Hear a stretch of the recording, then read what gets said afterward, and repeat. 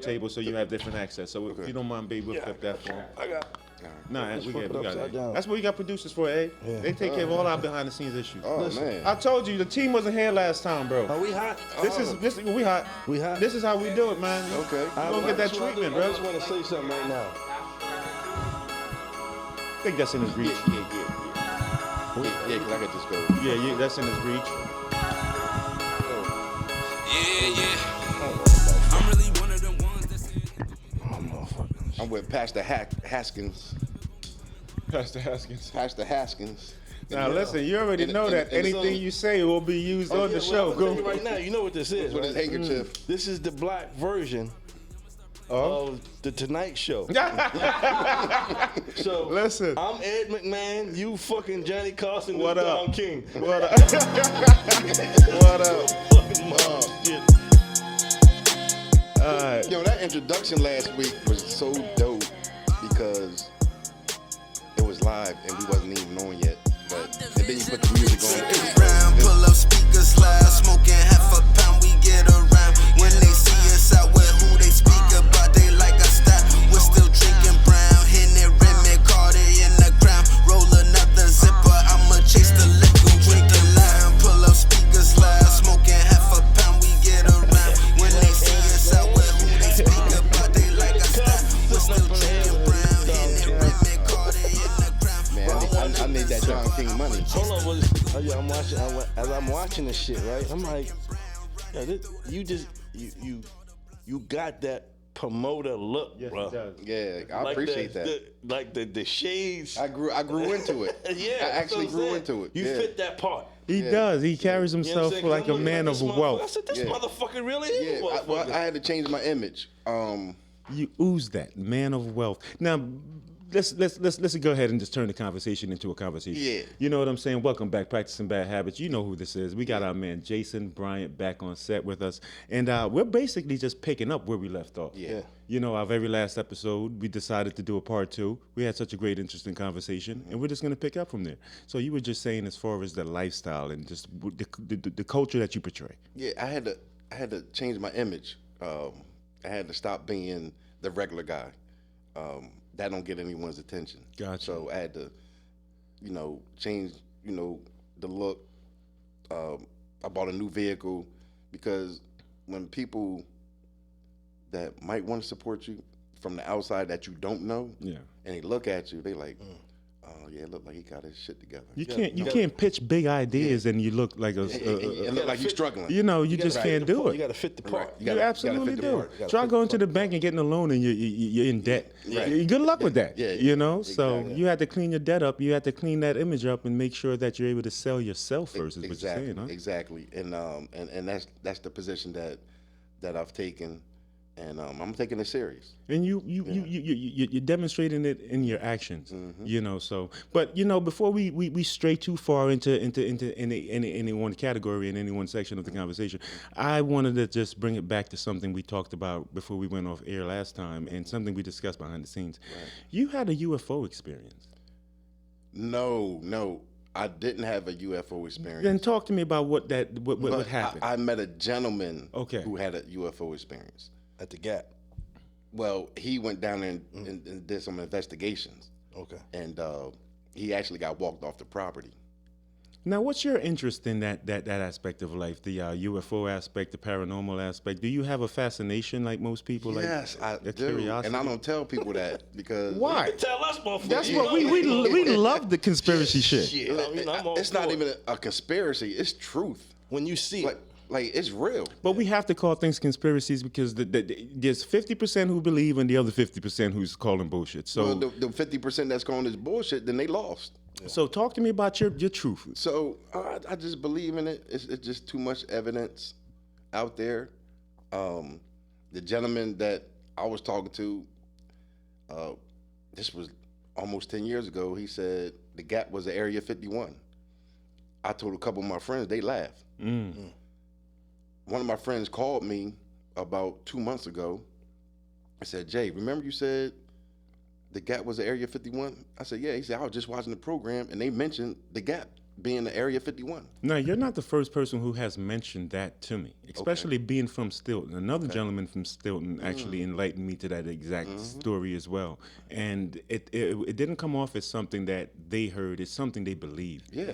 You know, so I clearly can understand your relationship with this story. There's another shit somebody else. What up, A, by the way? What's I'm good with you, baby? Yeah, you Listen, know. you're not sitting next to your man anymore, so how does it feel being on the other side? You know what I mean? Said, I'm the Black Ed McMahon. Now, you know, so I won't be coming to your house with no motherfucking brochures and shit. So, no shit. But somebody was telling me about 3 Mile Island, Okay. Okay. right? And they said that the dude next door worked at 3 Mile Island. You know, everybody call him, you know, the crazy dude of the block, whatever. But he said 3 Mile Island, under there's something else going on. Listen, we need proof, we need facts, we need more. No, I we get need that. more. But what I'm saying is,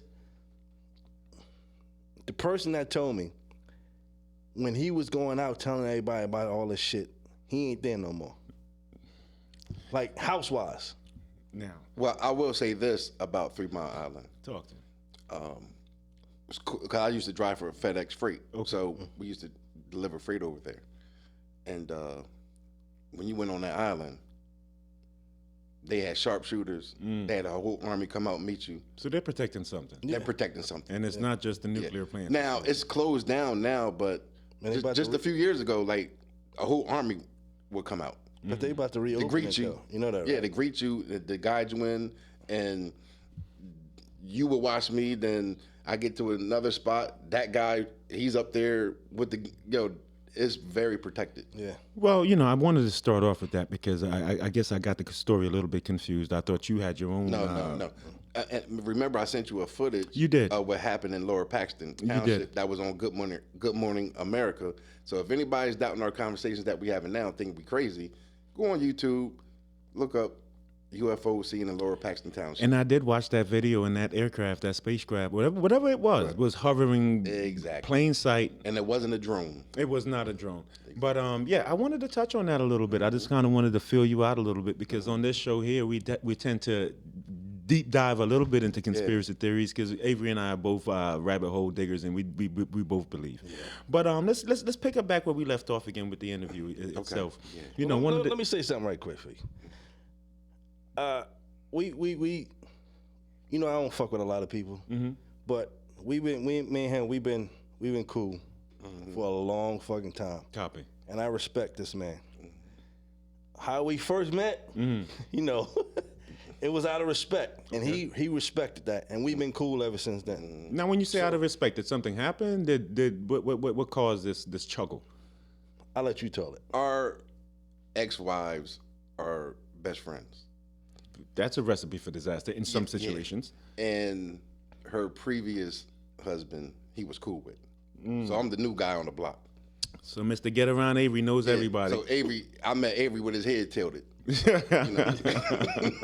I don't know him. Okay. Like, nigga, I don't know you either. Okay. So we hashed that out, and like you we said, hashed it out. And it was a mutual fucking thing. He was like, I respect it, and I was like, I respect you too. You know what? And then after a while, that shit never happened. We had our kids together. Okay. In the house eating food, drinking, partying, and shit like that. Yeah. There wasn't a party that I had at my house that he wasn't at, and there wasn't a party at his house that I wasn't at. You know, and that's what you and I, we had a conversation in our pre-production meeting this morning about chemistry, and about not knowing the different people that will come into your life and have a certain level of chemistry with you. You can't judge that. You can't read that on someone until you actually get to know them. So you're explaining one of those situations. But I was still in, you know, I was fresh down here. Yeah. But it's good to meet someone genuine that you can gel with. And that's what I'm saying. Like him, that's family right here. Now let's get in the family. Let's get into him. Let's get into Jay. Let's get into Mr. Bryant. Let's talk about some stuff, right? So last time you were here, you said something to me. Okay. You said, when I come back, Fee, I want to talk about some stuff we didn't touch on today. I want to talk about the pros, the cons, and mostly the cons of boxing promotion and in that aspect of the uphill battle you have to fight. So what are some of the downfalls? What are some of the dark sides? What are some of the things that make you scratch your head and say, why the hell did I start this process? Okay, well, before we get started, I need to clarify something. Yes, by the way, make some corrections if you have to from the last episode. So I was speaking of Pastor Jamal Bryant about his journey, how he got into Morehouse. And for some reason, I don't know why I said, and he didn't graduate either. That, I don't know how that came out, but I graduated high school, you know, and I had decent grades. And so I just wanted to clarify that because my friends were telling me, hey, man, why did you say that you didn't graduate high school? I'm like, what are you talking about? And when I went back to look, I actually said that. Yeah. You learned something. Yeah. What you learned is when you're in front of these hot lights, Yes. when you're in front of the camera, and sipping some of that brown yak and smoking that cigar, there are fact checkers out there that will thoroughly listen to what you're saying and call you out. And that's important. That's listen, Very important. Listen, and I have, like, you know, whoever I'm close with, like, they speak their mind. Yeah. Remember I told you about my brother Keith? Yeah, that's the biggest supporter. I got a brother named Harold too. He like, look, man, this is what you fucked up on your interview. Big ups to Keith and Harold, man. Yeah, they've been keeping this man in line, bro. And it's crazy because he called me. He said, "This is Harold." He said, "Yo, man, I watched the interview, man. I almost had tears in my eyes." Wow. He said, "I've been around you all my life." He said, "I didn't realize you was working that hard." And big shout out to Harold. You did not get a shout out last episode, and for you to have tears, it must have been because he forgot about you, right? So Harold, we got you. We got you. Big shout out to Keith and Harold for holding this man down, brother. But immediately after he said that, he said, "Now this is where you fucked up at." And then he bought that up. Like a real friend. Like a real friend. They never jump in unless you go in the wrong direction. You know what I'm saying? So listen, big shout outs to them. But let's get back to that question. You know what I'm saying? What are some of the cons? What are some of the downfalls to this journey that you're embarked on? Okay, so you're dealing with male egos. And money. And money. Yeah, let's talk about But let's talk before the money. Okay. So you're dealing with male egos, and everybody's in the gym. Every trainer in that gym thinks they're the best trainer. Of course. But it's always one that shines. And there was a guy that actually shined, and I think they knew it, but they wouldn't admit it. I knew it. I admitted it. I was like, yo, he's the coldest trainer in Harrisburg, period. Gentleman by the name of Jose Martinez. Okay. And he's the one that actually trains the Perez brothers. Is that the older guy? No, he's a little short. The short, older Hispanic. Dude? Yeah, Hispanic. Yeah. The gray hair? No. That's the wrong person. Yeah, that's the wrong one. But how does the drama come from this? What drama is it started from? Okay, so at one time we were like the Jackson 5. Okay. And then everybody went on with their solo careers. But you know, with the Jackson 5, they each have the power to be independent. So Right. is that something you're dealing with too when you talk about a pool of people? Yeah, and the guys they eventually figured out that, you know what, I can do this on my own. So how do you retain and nurture a culture where they don't want to just jump Well, ship? it's one or two ways you can take it. You can say, "Damn, why they leaving, man? You know, we were good together. We were great together, which we were. When Harrisburg showed up, everybody knew. When the coaches when we showed up, all heads would turn. Okay. Because we was a crew. I mean, we would come like 15, 20 deep. Okay. You know, with the coaches and the fighters. Then what changed? Guys started going on their own, and which was fine because, you know, if you can do something on your own, why not do it? Now, pardon my ignorance, Jay. No, well, let me say this. You know, as you know, for me, I was like, damn, why they leaving? You know, we together, we're good. But then you have this, or you could take it like, yeah, he's on his own now. He learned, he's good. He's doing his thing now. You know, I'm proud of him. Now he's doing it. Now, the reason I said pardon my ignorance was because in boxing, there's no real set structure. No. So just like a fighter, as long as you're demonstrating that you're capable of winning and cultivating a winning culture, you're going to be solicited by others, right? You're going to be solicited by another operation, another promotion company, another, fighter. So that's a juggling act that you have to always maintain, because even with fighters, it's the same thing. If they're not happy with your promotion company, there's so many others out there. So how do you maintain that? How do you maintain a roster of commitment and Well, okay, so Let's go ahead and take a quick little break. Okay. Go ahead and fix this, and we'll be right back. Young Nab, baby. It's only up from here. Brother Avery, Yo, AJ. wiping that forehead while he preaching over there. Amen, brother. Amen. Can I get an amen? better like, comment, and subscribe with this motherfucker. Let's make it happen. This motherfucker. Listen, recovering from my little technical difficulty here. My little big arms is, I backed up a little bit and started knocking things off the wall. But listen, let's not neglect our special guest on set today. Part 2 is still up and running. Let's continue this great conversation. Jay, we were in the middle of something when we were talking about, I think it was along the lines of pros and cons, and you were talking about the supporters you have in your life. So big shout out to Keith and big shout out to your other brother as well. What are some of the other pros and cons that you wanted to discuss? Because I don't think you felt like you hit on all the points you wanted to hit on. So what I experienced, having those group of guys together, people went their own direction or whatever, and but okay, so they go to a different direction. We still support each other. We go out of town, we Harrisburg. We even though that was another gym, it was 2 separate gyms, but we sat together. Okay. Because, we Support. all it's support. So I thought that was a good thing. How did it impact you though? Well, losing a coach obviously is impactful. Good coaches, like you described. Yeah, good coaches too, man. Good coaches. A hell of a coach, if you want to say that. You said the best in the city. I mean, you can't cover any other base. And I'm being modest with that because he might be one of the best trainers in the country. If that's the case, then you really lost something. You lost not only in your promotion company, but the fighters lost someone too. Yeah, but and I tell people, hands down, like, he's the best. His works, if you see his track record, he's the best. So the downside So the downside is losing him. You know what I mean? But in the process to recovery. So in the process of that, so you with your other coaches, that they're good too, though. Yeah. Everybody's different. Everybody teach something different. Like my style is one way, Jose's style is this way, Kenneth Muhammad's style is another way. Ricky Clark's style is his way. But they all boxed at one time. So they're stuck in their ways of training. I didn't box. So what I did was I took a little from Jose, took a little from Kenneth Muhammad, a little from Rick, a little from Pacheco. There's a saying in life, a smart man learns from himself and a wise man learns from others. I mean, you're applying. Exactly. That's a perfect analogy. Yeah. Because those guys, they'll say, oh, well, he trained this way. His fighters are this way, or his fighters are that way.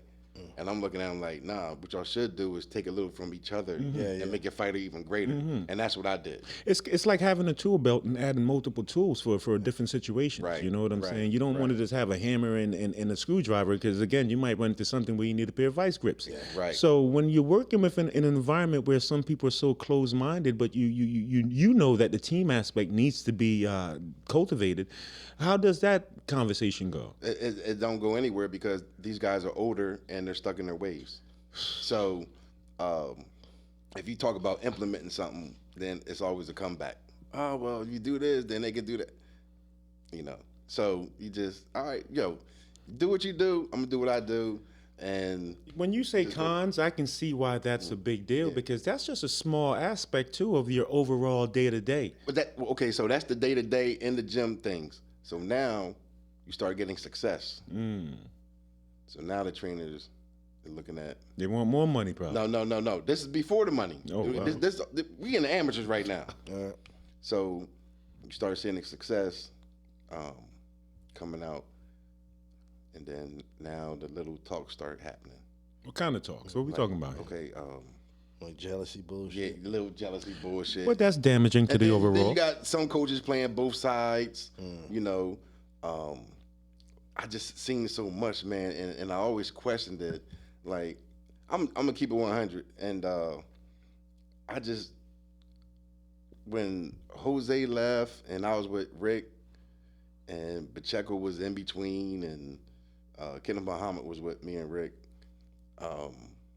Then it was just talk back and forth, and then once I left the scene, then Rick had his gym with Muhammad and Pacheco, but Pacheco ended up going over with Jose eventually at the end of the day, and then I came back and I was with Rick, but I got the sense that he ain't want me back. Now, Why mind is, you, why this- is boxing like that?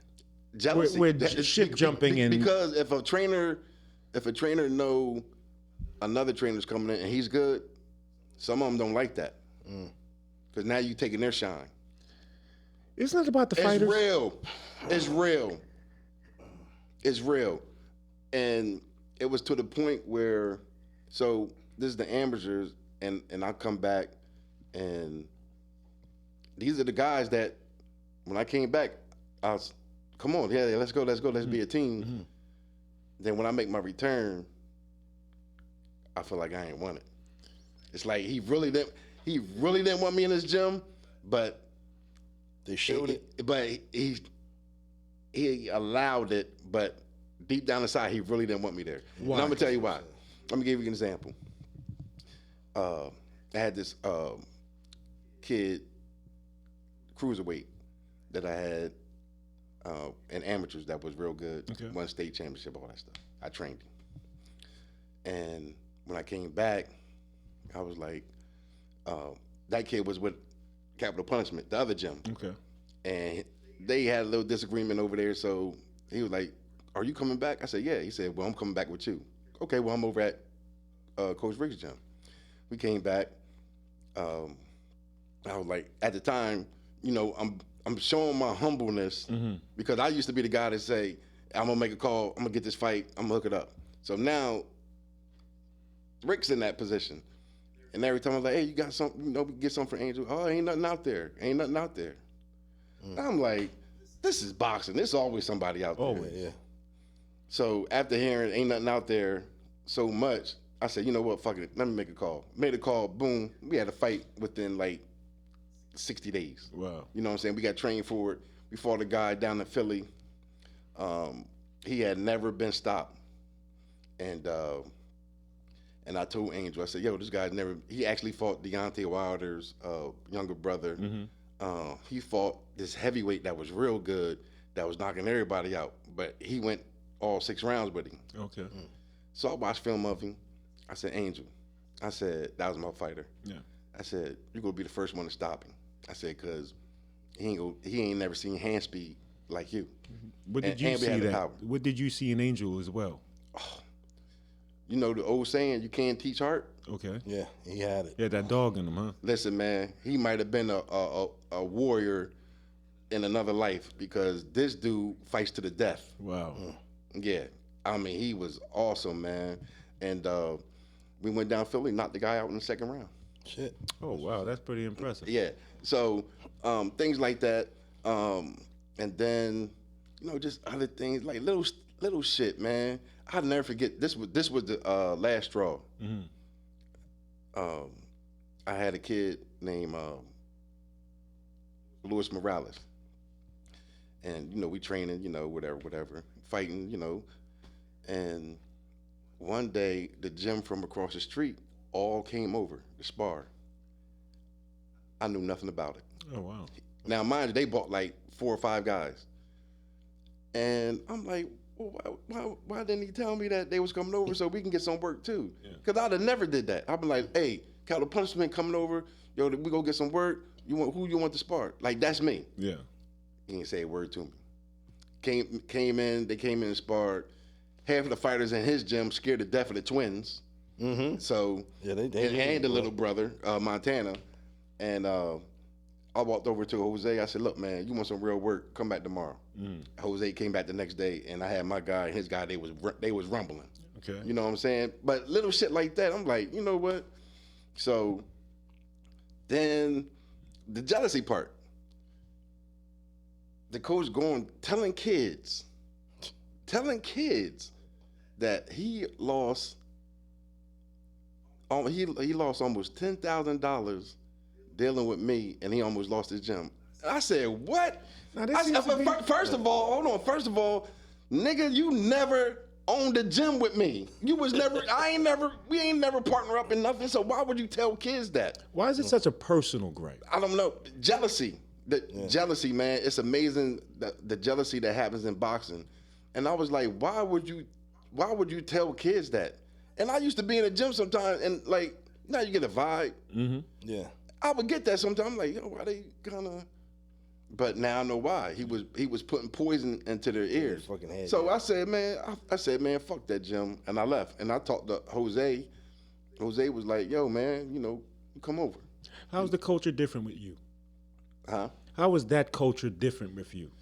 As far as The environment, not having people feel the way you felt about that environment that you were in. How are you cultivating Well, something? I was very upset because then I started realizing the conversations I was having with that coach. I was like, are they trying to put me and Jose against each other? I mean, I know we're all competitive, and Jose went into the promotion game too, and then it was like, man, Jose doing this, Jose doing that, Jose said this, or Jason said this, or Jason's doing that, and I'm like, That's that bitch. yeah, but here's the thing though, Avery. Me and Jose, we don't talk often, but when we talk, we be on the phone for like 3 hours at a time, talking about the business, boxing, where we trying to go, what we trying to build, and it was like nothing but respect. And then real and recognize real. That's all that is. And hold on, here's the other thing. And Jose always told people. Now Jose, he'll tell you he the best. He'll tell you he the best trainer, and his work speaks for it. But he was also telling people that I was the second best. What are you really trying to get off your chest right now, Jay? Yo, man, my whole thing, my ultimate goal was for everybody in the city to work together, but it'll never happen because it's too many egos, and Never? no, it's not gonna happen, not in this lifetime. So let me ask you this. Well, boxing ain't what it used to be. How can you fix it? And when you gonna fix it? I can't. Only thing I could do is promote, have good shows, and have the people come out and have the people want more. Guess what? That's the only successful way that All right, well to make it happen. that's it then. Yeah, You know what I'm saying? Because Yeah. you know like how the boxing game, it's all fucked up right now. You know what I mean? So I think that we'll see what's going to happen now.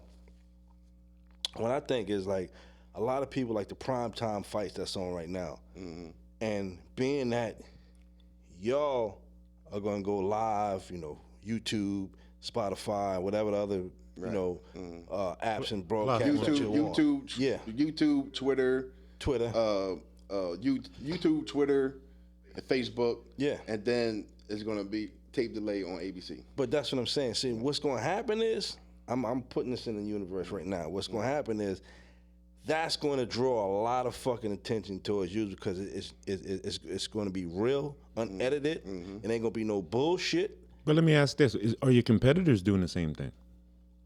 Well, so when I said Jose and his group, they were doing shows, but they have those twins. So And they're dynamic. I mean, that adds a lot of value. Yeah, they're dynamic. So he's more focused on doing that. Now they do amateur because there's a lot of amateur fighters in that gym. So they what do I'm amateur asking, shows. what I'm asking too is, you have the streaming platform that Avery was just talking Right, about, and that's adding a lot arsenal and a lot of shedding a lot of light on what you're doing. Right. Are your competition also adding the streaming value to their arsenal, because they also have two dynamic fighters in those brothers? So I mean, I'm just looking at the competition aspect of, one says you're the second promoter, he's the first. So who's actually really doing it behind the work? Well, not the first or the second promoter. When I said first or second, that was as far as training fighters. Okay. That was as far as like, okay, Jason's fighter always he's going to be good because this is how he trains. But, that's because I took a little from everybody. Jay, what's the difference between a manager and a promoter?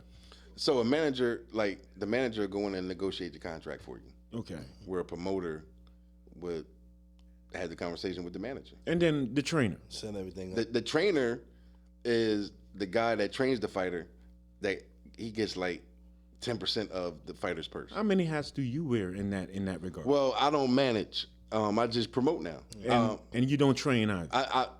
I do train, but not at the moment because of my work schedule. Okay. But I do believe I seen you on a video clip somewhere, like holding mitts. Yeah, training's my love. I saw you holding mitts at some point. Yeah, training's my love. but just right now, it's hard to get to it because of my job. So See, I just want to have some structure for the audience because, again, you wear these hats, you have dabbled in certain aspects, but we need clarification. You know what I'm saying? But Yeah. you are a very versatile man behind the scenes. Yeah. So As far as the other guys, well, the one fighter, he's pretty much getting national attention now. So streaming, The one of the he don't twins? need. Yeah, he don't. Yeah. Antonio, he don't need streaming. Like Okay. he's about to. You might see him on Prime next. yeah. So I seen he was on Don King card. yeah, with, yeah. He signed. Adrian Broner. He's actually signed with Don King. Okay. So he's going to be on a bigger platform. Him and his brother. I think his brother might have signed with him also. But so they're pretty much paving the way for the new generation because these are the first guys that's going to actually be on that From the city. in this era. We did have one guy back in the old days, Vincent Bower. He fought for the world title 4 times. Well, let's talk. Let's for the kids out there, for everyone on the grind out there, for the coaches behind the scenes, for the trainers. Jay, how hard is it for these young men to get to the level where the Twins are about to now shed some light back on the city? How hard is it? Just from the day you say you want to do it to the day you get to where you have to go. Dedication. Yeah. I was about to say that. Dedication. You got to have dedication. Those kids walked in the gym at 11 years old. They're 21 now. Yeah. So they put their time in. They say you do anything for 10 years, you're an expert at it. Right. So it took some time. Right. Yeah. And them motherfuckers is good too. But here's the thing. but you also have fighters that come in, I call them microwave boxers. Now, what does that mean? That means they start late and want instant Instant success. success. Yeah, Yeah. instant success. But listen, in the sport way, getting punched in the face is part of the job requirement. I don't think instant means shit. You got to put some work in it. Yes or no? But when you have somebody talking that don't know what they're talking about and That's feeding like- that's feeding motherfucker, they it think- into their minds, that's what they think they're going to get. But also, Oh, it's my kind of like goodness. motherfuckers that think they can fight and get in the motherfucking gym, and it's a whole different ball Let me game. give you a story. Talk to and I posted this on Facebook. So I was looking at jab promotion. Now, none of these guys taking jab promotion serious. Even the guys that were, the coaches of these fighters that were fighting on my card. And I had a meeting one day, and this was when I was with the old gym, and I said, look, you guys don't have the amateur background like the Twins and those guys do. That's why their success is moving a little rapid.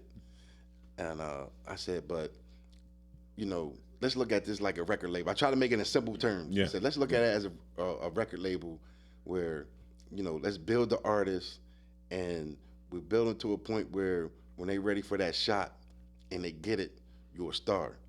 You know what I was told? Well, now, we want to move on to bigger things.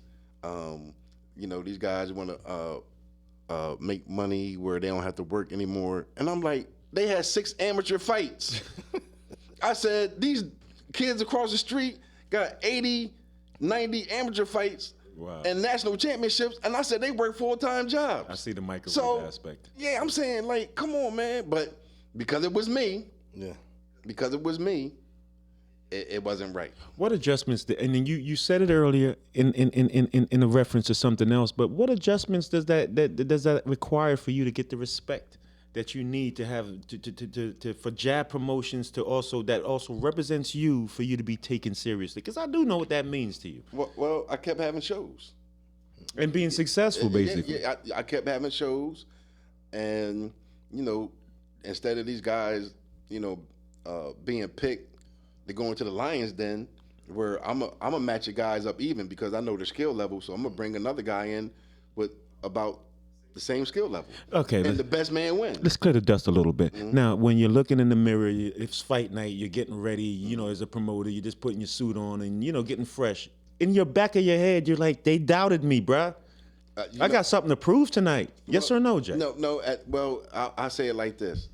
I'm still having the shows. They're still putting the fighters on my card, so it all works out. They need their guys to fight. I need these guys on my card. Yeah. So we meet in the middle. Okay. That's what I was going to ask. I was going to say, what do people misunderstand about you as a person? Well, so That's a good question. right. So let's go back. So remember my early years, I was doing it. Remember I said, I got frustrated. I stopped because I wasn't doing things right. So it was a time when I got wiped out early. You say wiped out. What is it? Like the show didn't go well. Okay. And I had issues paying the fighters. But the issue was the fighters didn't sell tickets. Like, the fighters have to sell tickets to get their purse. Like, okay, so if I'm a fighter, I got to sell tickets for myself and my opponent. Jay, you're touching on a deeper conversation now. We gonna go real deep. I'm gonna go deeper. That's a deeper conversation. Yeah. So these guys didn't sell tickets. The show wasn't that good. You didn't put no asses in the seats, but you got your hand out. Yeah.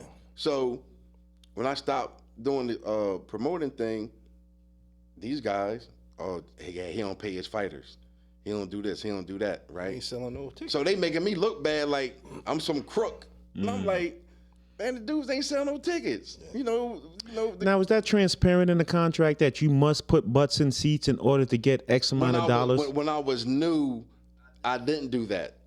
That was the problem. That's why I got burnt. But the guys are looking at it like I don't pay the fighters, and I'm like, well, they took every advantage they could to dog you. Listen, so when a new promoter came in, that's what they was telling him. Of course. So when I met him, like when I'm in the gym training, he's looking at me side eye, like I'm a crook. I'm like, but now here's the thing. This was my confirmation. One day, me and Jose was having a conversation because he started promoting. Mm-hmm. He like, Jay, he said, I see what you meant with, when people said you didn't pay your fighter. He said, now I know what was going on. He said, he said, I'm gonna admit it. He said, I was one of them. He said, but now I see how it works. He said, man, I apologize for that. You know what I'm saying? Because now he was promoting and he seen, wait, if they don't sell enough tickets, like I'm behind the 8 ball. That's what I was saying when I said that's a deeper conversation, because in my little my little understanding of boxing, it's the fighters that get into that ring and fight. And they're also the drawer. They're also the ones that people are going to say, hey, I want to come on set and see what's going on. Yeah. Right. I want to come and I want to go check out this match tonight. So why is it that, they're just not compensated properly in a sense? Because it kind of gives boxing a bad name. Well, here's the thing. On the top level, that's why they call it prize fighting. Okay. That's where the big money's at. Okay. Because you earn that name and you can bring those butts in. Yeah. Right.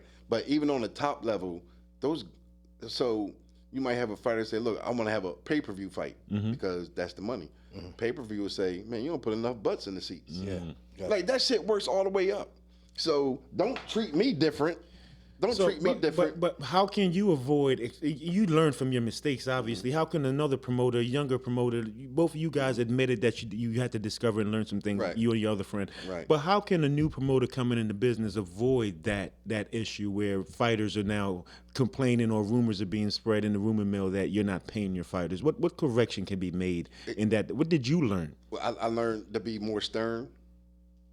In communication or just in your communication, stance? Well, here's the point. So I had to talk with the commission, and at the time when I first started, I didn't know it because I didn't ask the questions. I'm older and wiser now, so I asked the questions, and I was told by the commission. He was like, "Look, man, if they don't fulfill their contract, if they don't sell enough tickets for themselves and their opponent, he said you're obligated to pay them $100." Shit. He said that. I was like, "What?" He said, you have to give them something. He said, now you have to pay the opponent. He said, but the home fighter, he said, you have to give them at least $100. How does that conversation go? You're talking to a fighter. Here's your obligations. Here's what you need to do in order to get X amount of dollars. Right, How does that end up? That's the new conversation. So here's the thing. If you can't fulfill it, you don't fight on the card. So is there a time frame that they have to fulfill a certain amount of a certain quota by in order to qualify to be on that card? Yeah, well, like I give them the tickets like 2 months in advance for them to sell it. Okay. Now, my whole thing is like, man, you live in Harrisburg, you can't sell tickets. Doesn't that go like on previous fights that they had? Because it's kind of like if you don't know nothing about somebody, the first thing you're going to do is Google them and see what they're about. You know what I mean? So pretty much if you didn't have no motherfucking good fucking fights, ain't nobody gonna come see you. Right. It's no different from a musician. It's no different from same anyone shit. else that Or has a to know how to comedian. market themselves. You have That's to. what I'm saying. You have to sell yourself. Bingo. Gotta market yourself. Got to market. You got to sell yourself. And none of these guys, they don't market themselves. So that leaves an opportunity for now who can help this person now build their brand. And also help you to execute your quota, because the more butts they put in the seats, the more they build their brand, then the bigger the arena. Well, I'm the promoter, so I do my job to advertise the show.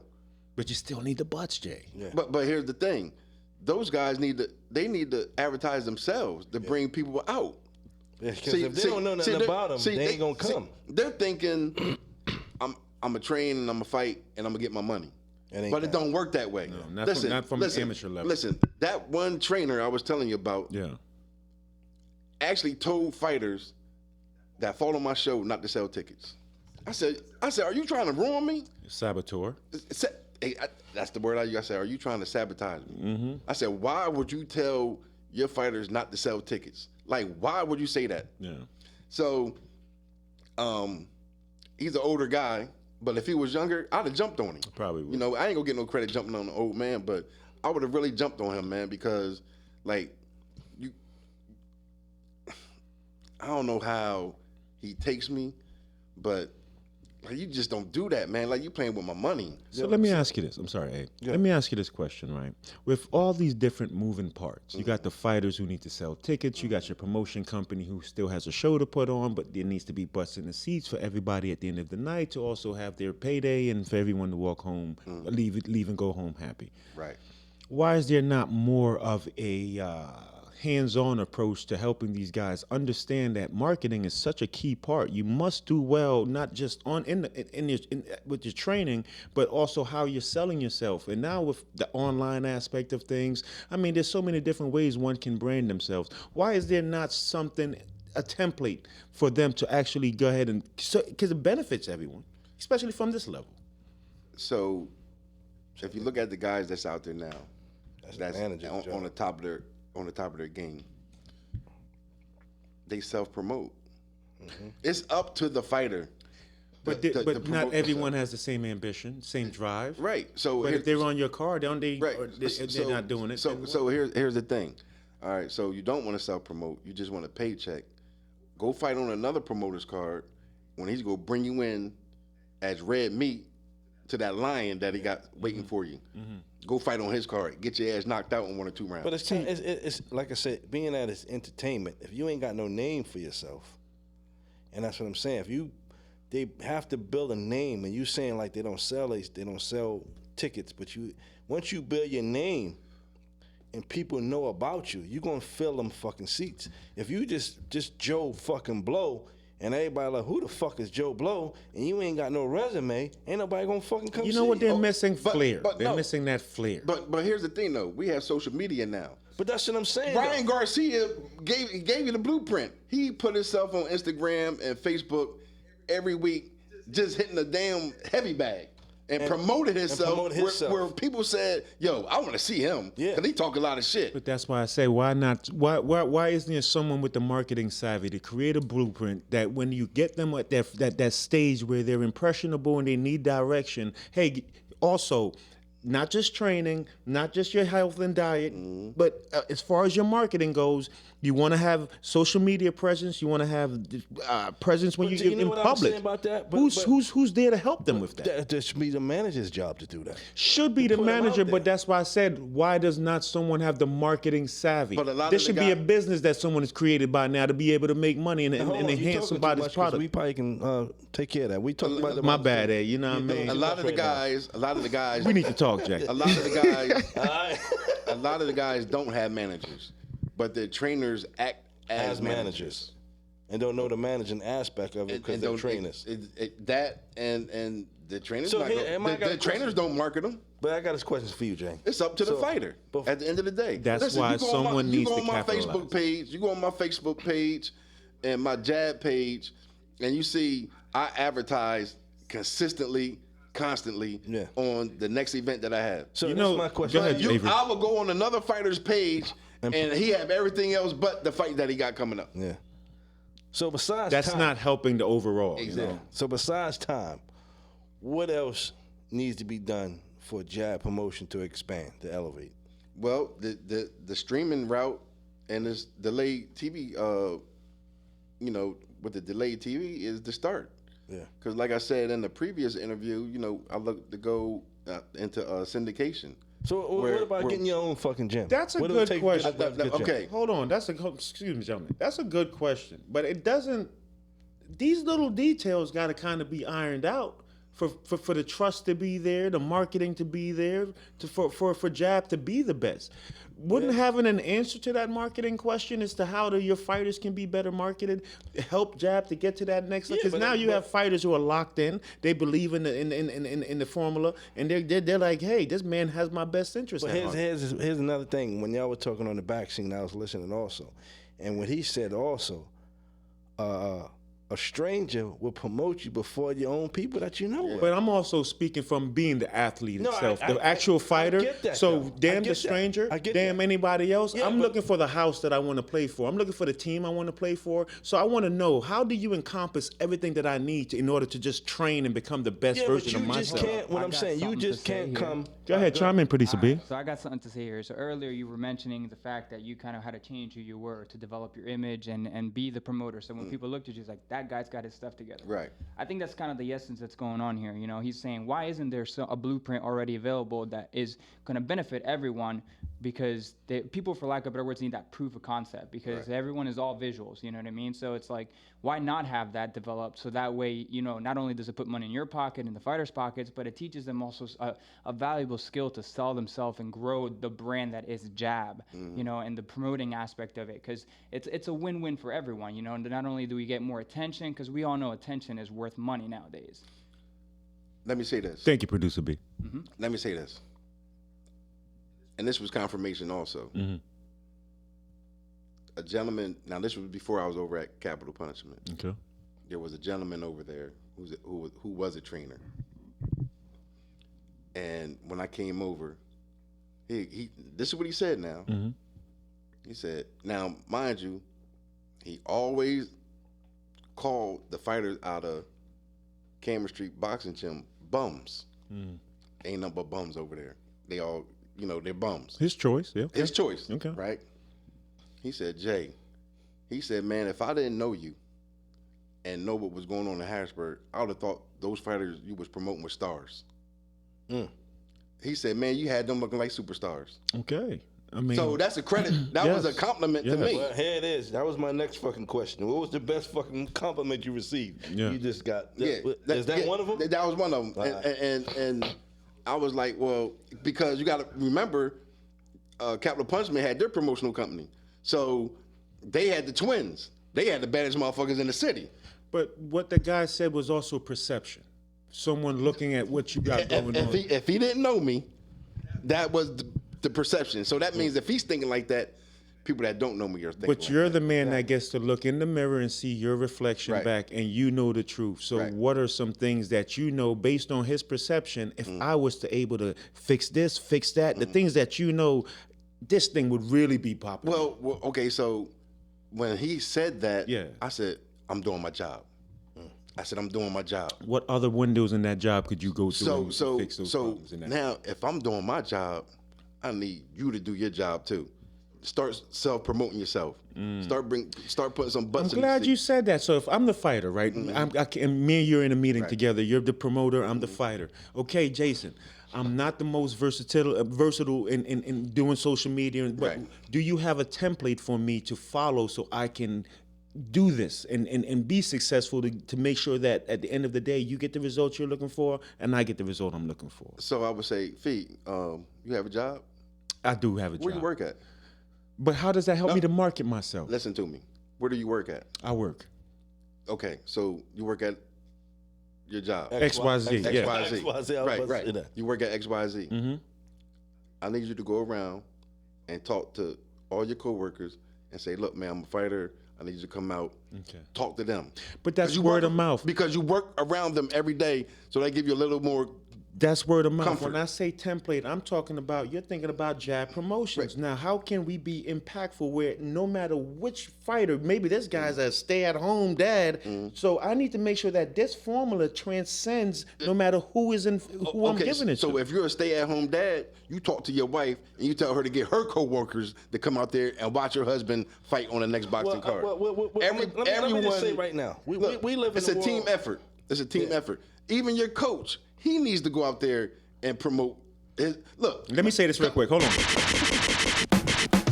We're going to leave this conversation alone. I'm going to take your advice to all the fighters out there. If you're looking for promotion, come see Mr. Wright. We got you covered. I tried my best. Listen, well, I'm gonna say right now, on real talk, we're living in a generation now where everything is social media. Right. Right. Mm-hmm. Even if you fucking out jogging and people see you jogging, hand out, hey, check my shit out.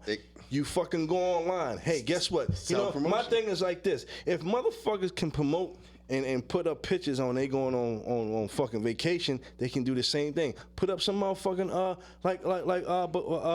like B from the Bakula. Yeah. He put up his fucking sparring sessions. Yeah. He put up his shit. So do the same thing. Shout out to you, Bakula.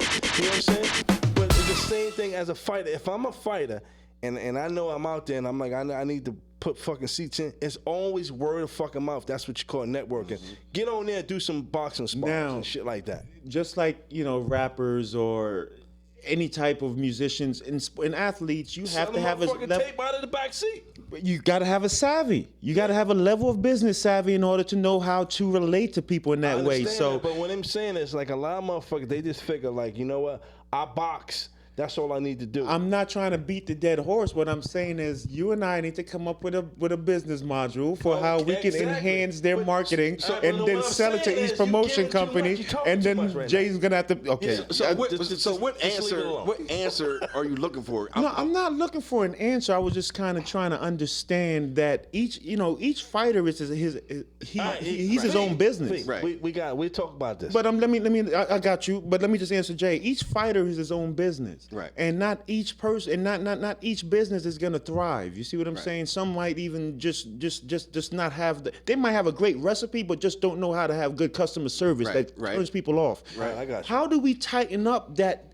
How do we make sure that each fighter, okay, listen, you're gonna need great customer service, so make sure that's on. It's like a franchise. Right. There's rules you have to follow in order to open that franchise. Right. So how do you kind of create a franchise environment where now you're your own KFC, but you're gonna have to follow these rules in order to help us make money overall. You see what I'm saying? Right, yeah. There's no template there, so you're just telling that KFC based off your brand, just do you.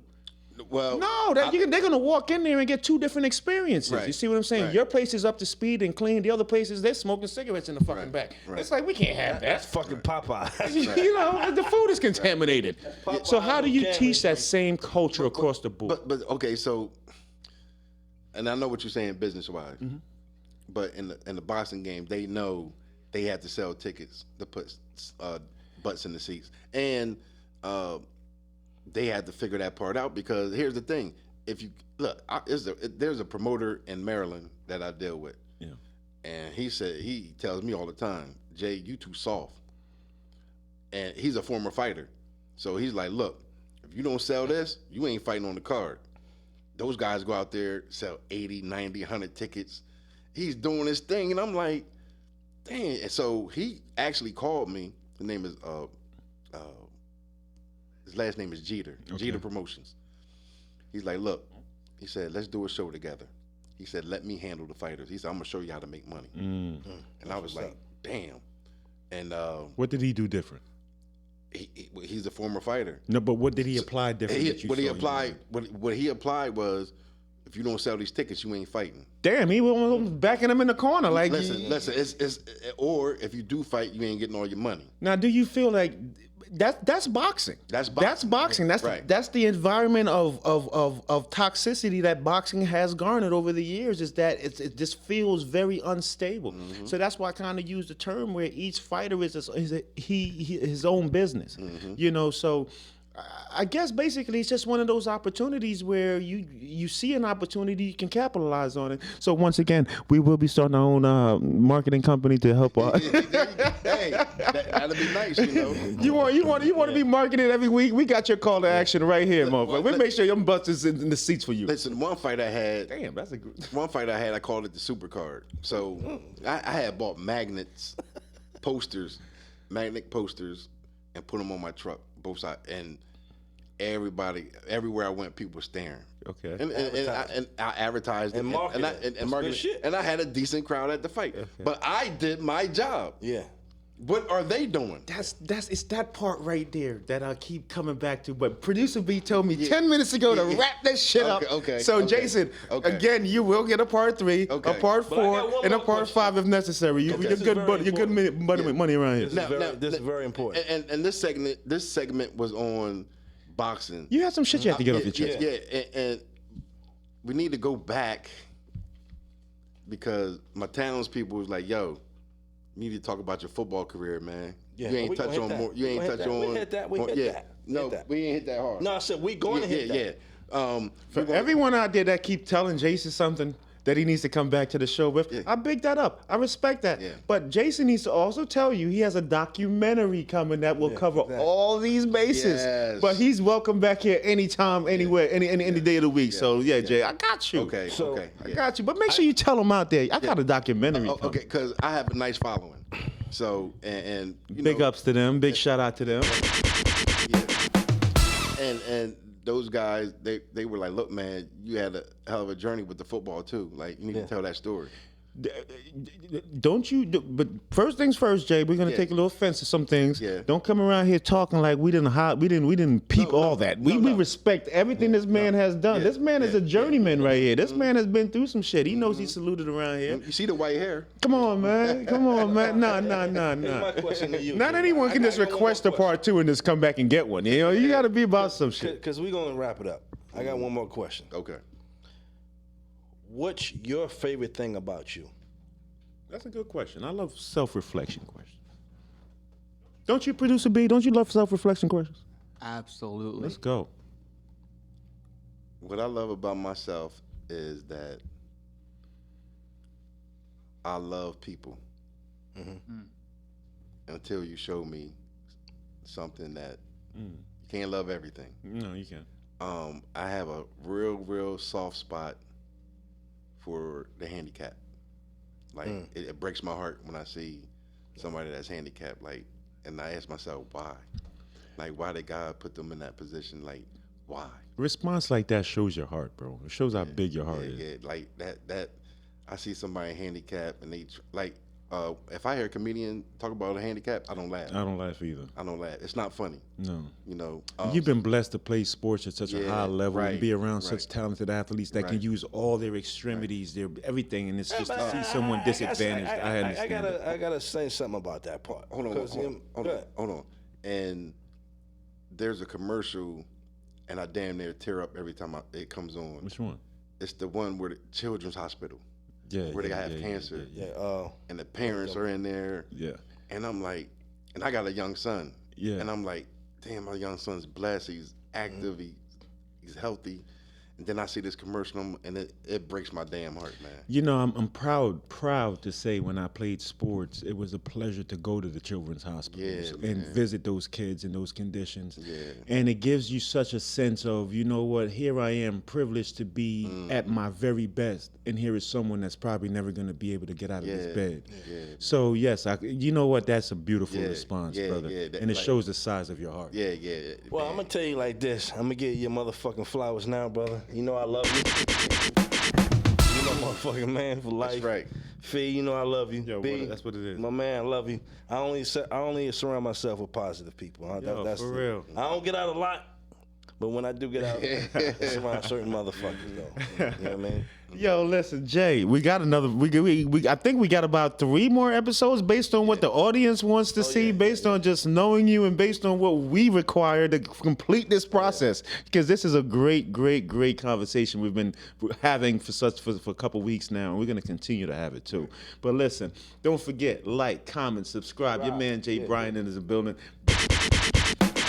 Brought another great conversation to the table. You got your man A sitting over there. You got producer B in the back. Listen, we're going to be back with another episode with Mr. Brian on set. You know what I mean? But listen, just wanted to wrap it up today. Just want to get into some details today, but I think we're looking good. All right. Yeah, and I was sipping some brown, and it'll be good. And I think that's why I need to wrap it up, because I'm starting to like completely lose track of shit. All right, ladies and gentlemen, don't forget, like, comment, subscribe. Producer B, Avery, Jason Bryant, we in here. And little Jaleel, what up, homie? Alright, this is Jaleel Symbol right here. That's Jaleel Symbol. Yo, holla at my man. And big shout out to your supporters too, man. I really love people who hold love us down, man, and really give them that support. Man. So big shout out to you. And big shout out to y'all, man. I'm from the dirty, my fingernails dirty, cause I'm always hands-on. Always in a hurry, I'm stacking the money, but grind like the band's gone. You heard what I said, if I said it, I meant it, my word I'ma stand on. You heard what I said, if I said it, I meant it, my word I'ma stand on.